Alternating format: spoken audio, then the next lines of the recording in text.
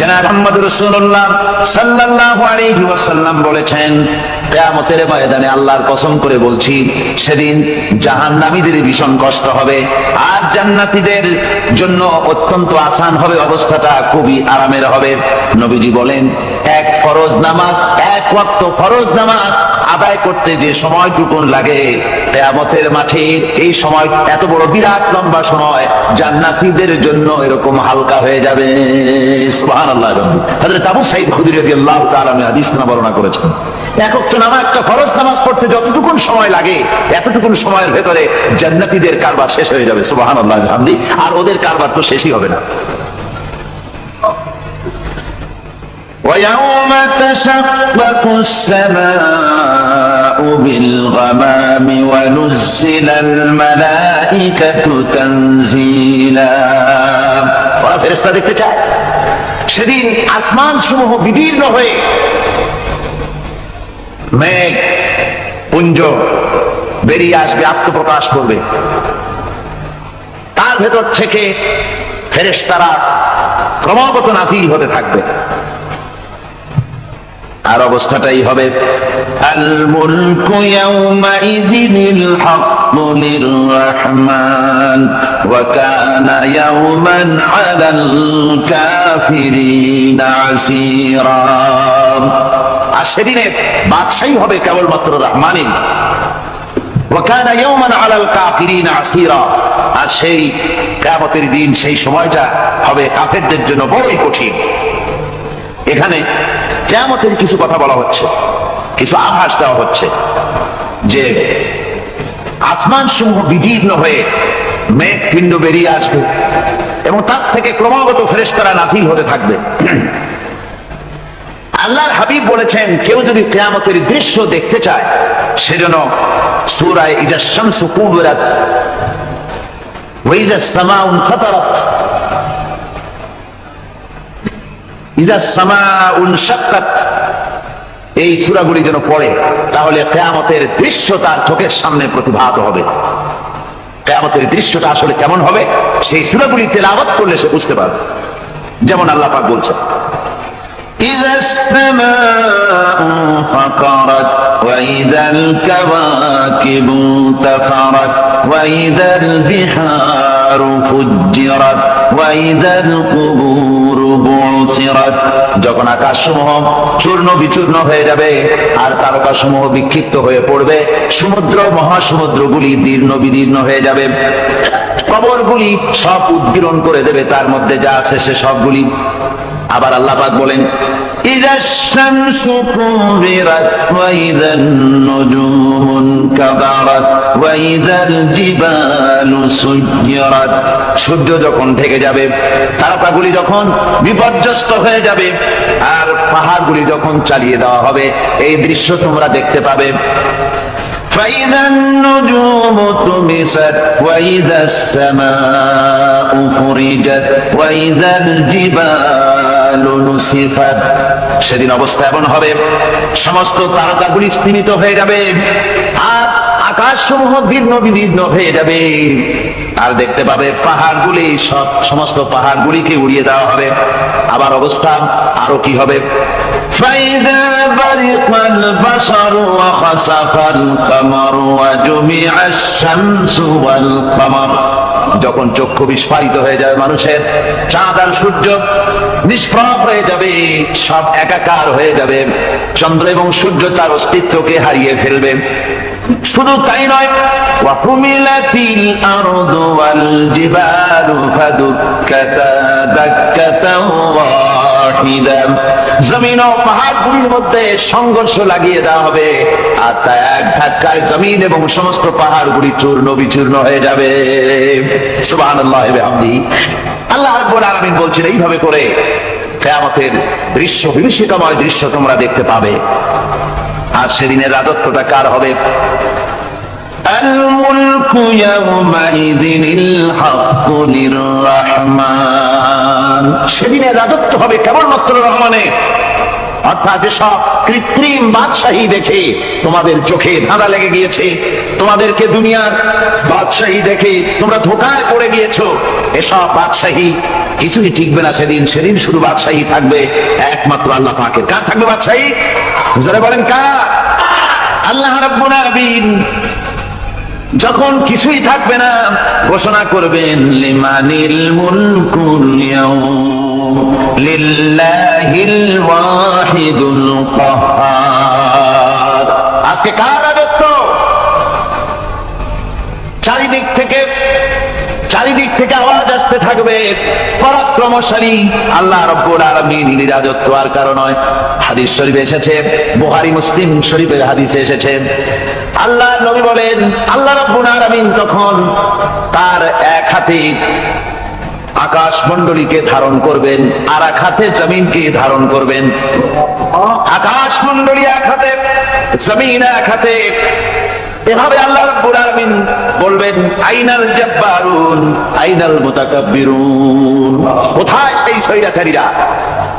কোথায় সেই দুর্বিনীত অহংকারী স্বৈরাচার যারা আমার জমিনের উপরে, আমার মানুষের উপরে রাজত্ব চালিয়েছে? তারা আজকে কোথায়? কোথায় সেই অহংকারীরা? আল্লাহ পাক সেদিন যে বলবেন, সেদিন তো বলবেন, কিন্তু দুনিয়ার মাঝেও স্বৈরাচার যারা, অহংকারী যারা, তাদের শাস্তি পৃথিবীর বুকেও দেন, আর সেদিন তো দিবেনই। কত স্বৈরাচার আমরা দেখলাম, কত অহংকারী দেখলাম, যাদের তর্জনী হেননে লক্ষ কোটি কোটি মানুষ উঠত আর বসত। তাদের জিল্লাতির সঙ্গে আল্লাহ রাব্বুল আলামিন কতজনকে বিদায় করে দিলেন। ফুলের মালা নিয়ে কুলাতে পারে নাই, পা থেকে শুরু করে গলা পর্যন্ত ফুলের মালা দিয়া ডুবাই দিল।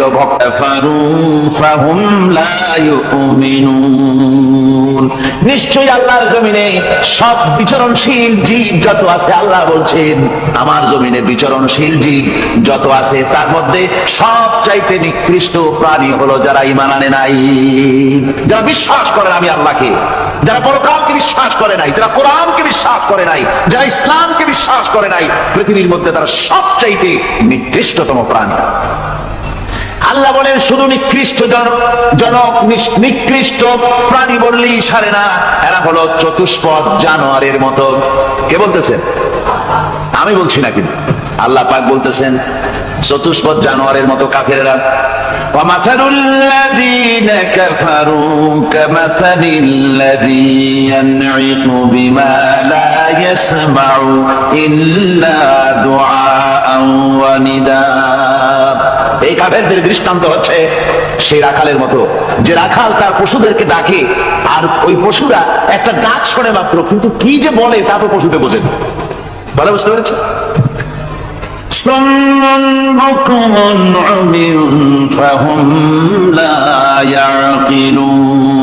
এরা বোবা, এরা বধির, এরা অন্ধ, এ কারণেই কোনো কথা বোঝে না। এরা চতুষ্পদ জানোয়ারের চাইতেও নিকৃষ্ট।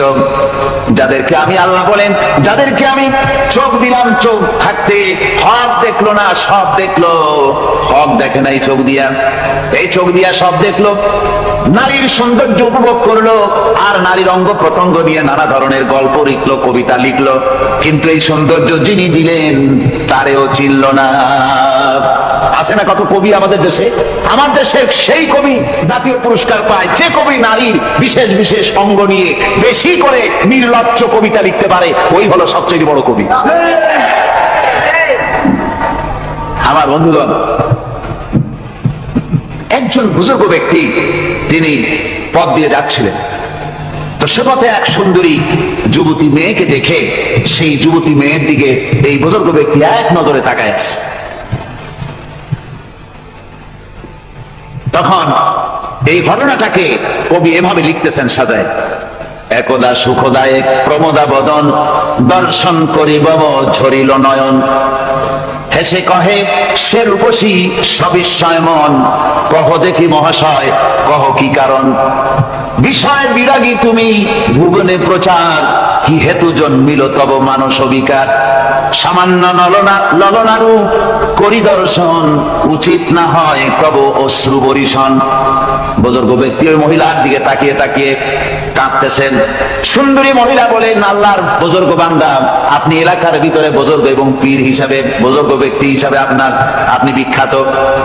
আজকে আমাকে এখানে দেখে আপনি আমার দিকে তাকায় আমার রূপ উপভোগ করতেছেন আর কাঁদতেছেন।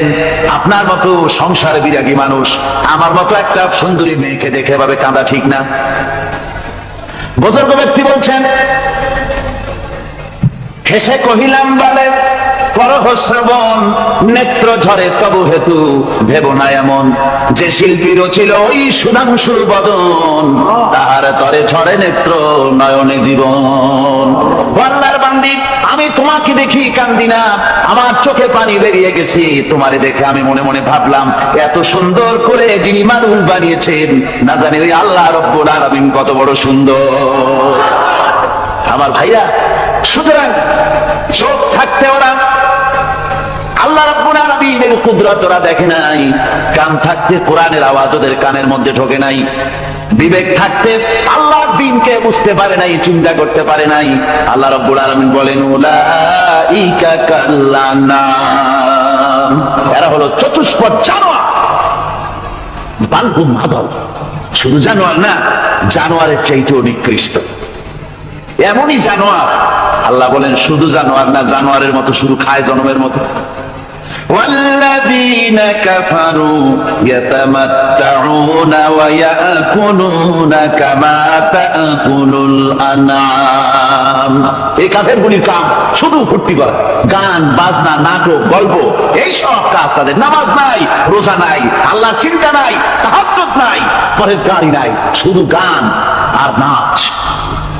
দেখেন না ফুর্তি। এই যে 1 জানুয়ারি রাত 12টার সময় আমার ঘুম ভেঙে গেল, এই যেখানে আমি ছিলাম, বিকট আওয়াজ।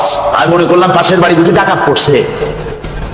পরে বাড়িওয়ালা আমাকে বললেন যে ডাকাত না, বোধ হয় এই নিউ ইয়ার সেলিব্রেট হচ্ছে, নতুন বৎসর উদযাপন হচ্ছে বোমা দিয়ে, শহরবাসী আরামের ঘুম হারাম করে এগুলি করা হচ্ছে। এ তো গেল 1 জানুয়ারি। আর যখন আমাদের নিজেরটা যখন আসে, অর্থাৎ 1 বৈশাখ, তখন দেখছেন অবস্থা 1 বৈশাখে। এবছর আমাদের দেশে 1 বৈশাখে ঢাকায় যে দৃশ্য আমি টিভির মধ্যে দেখলাম, তাতে আমার মনে হয়নি যে 12 কোটি মুসলমানের দেশে রাজধানীতে এই দৃশ্য হচ্ছে। আমার মনে হচ্ছে এটা বুঝি কলকাতা অথবা অন্য কোনো শহর হবে। আমি দেখলাম সমস্ত যুবক যুবতী, নারী পুরুষ, বিভিন্ন বয়সের লোক সব একসঙ্গে রাস্তায় নেমেছে, নাচতেছে। তার মধ্যে বুদ্ধিজীবী আছে, শিক্ষিত লোক আছে, সমানে নাচতেছে। আর তাদের মুখোশ পরা, বানরের মুখোশ, কুকুরের মুখোশ, শুকরের মুখোশ, ঘোড়ার মুখোশ, পাতি শিয়ালের মুখোশ, এই মুখোশ পরে এভাবে নাচতেছে। আমি চিন্তা করলাম, নববর্ষের সাথে কুত্তার মুখোশের সম্পর্ক কি? নববর্ষের সাথে পাতি শ্রীগালের মুখোশের সম্পর্ক কি? তাহলে ওরা কি বলতে চায় যে আগামী বছরটা আমরা কুত্তার ভূমিকায় অ্যাক্টিং করব, অথবা শ্রীগালের মতো ধূর্তামি করব জাতির সাথে? তারপরে কি করলো? সকাল বেলায় যুবক যুবতী 1 বৈশাখ সূর্য উদয়ের আগে রমনা লেকের পাড়ে গিয়ে সব দাঁড়িয়েছে বাসন্তী রঙের শাড়ি পরে। তারপরে সেখানে দাঁড়িয়ে সূর্য উদয়ের পানে তাকিয়ে সকাল বেলায় ভাবে করজোর করে বলছে, এসো হে নববৈশাখ স্বাগতম হে। নববৈশাখ অলক্ষে বোধহয় এটা শুনে বলতেছে, বাবাজিরা আমারে ডাকতেছো, অপেক্ষা করো, আমি আসতেছি। আমারে ডাকতেছো, আমি আসতেছি, কোমরে গামছা বেঁধে আসতেছি, 225 মাইল স্পিডে আসতেছি, 30 ফুট উঁচু জলোচ্ছ্বাস নিয়ে আসতেছি, নববৈশাখের মজা। আমার ভাইরা, মুসলমান নববর্ষ উদযাপনের সাথে মুসলমানের কিসের সম্পর্ক? মুসলমান যদি এই দিন উদযাপনই করে, তাহলে তাকে করতে হবে ফজরের নামাজ পড়বে। মুসলমান নববর্ষ উদযাপন করবে, ফজরের নামাজ পড়বে, তারপরে কোরআন শরীফ তেলাওয়াত করবে, দরুদ শরীফ পড়বে, আল্লাহর দরবারে হাত তুলে বলবে, রব্বুল আলামিন, 31 বছর পার করে দিলাম, নাফরমানি ছাড়া কিছুই তো করি নাই, বিগত বছরে যা করেছি মাফ করে দাও, আগামী বছরটা গোটা জাতি আর দেশের জন্য কল্যাণকর মঙ্গলময় করে দাও। এটাই তো বলা উচিত ছিল নাকি? বলে তা না করে, তা না বলে, বৈশাখের পরিচালককে না দেখে সরাসরি বৈশাখকে আহ্বান করা হয়েছে, আর বৈশাখ আহ্বান করার মজা জনমের মতো দেখাই দিয়েছে। আল্লাহ রাব্বুল আলামিন তাই বলেন, কাফেররা তাদের কাজ হলো শুধু খাওয়া, তারা এমন খাওয়া খায় জনমের মতো খায়, ইয়াকুলুনা কামা তাকুলুল আনাম, জানোয়ারে যেমন খায় ওই রকম খায়। তার মানে খায়, একটু বিসমিল্লাহ কয় না, খায় যখন ছেড়ে দেয় তখন আলহামদুলিল্লাহ বলে না, বাবাইতে খায়, আবার বাবাইতে খায়, ডাব একটা কাটলো, বিসমিল্লাহ নাই, খাইলো, 2-4 ঢোক খাইয়া পুরা ডাবটা ফেলাই দিল। ডাবটা কি তোমার বাদাম তৈরি করছিল নাকি? একটু বিসমিল্লাহ বললা না, একটু শুকরিয়া আদায় করলাম। আমি গত এই ডিসেম্বর গেল, ডিসেম্বরের 16 তারিখ আমেরিকা থেকে এসেছি। ওখানে দেখলাম তারা প্রতি নভেম্বর মাসে